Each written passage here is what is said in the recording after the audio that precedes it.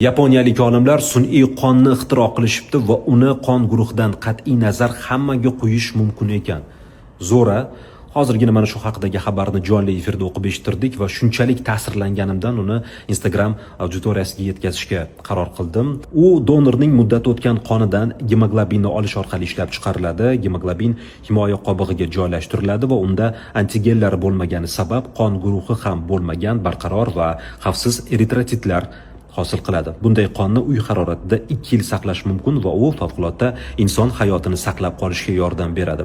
Ushbu ishlanma ustida sinovlar 2022-yilda boshlangan ekan va hozirda ko'ngillilarga 400 ml gacha sun'iy qon quyilmoqda, yuborilmoqda ekan. Dahshat, prosta dahshat. Dunyo qayerga qarab ketyapti va siz bilan biz bugun nimalar bilan ovoramiz?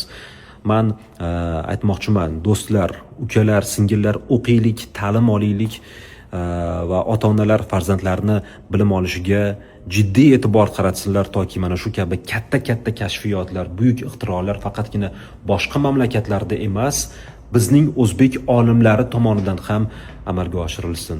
Amin, ilohim.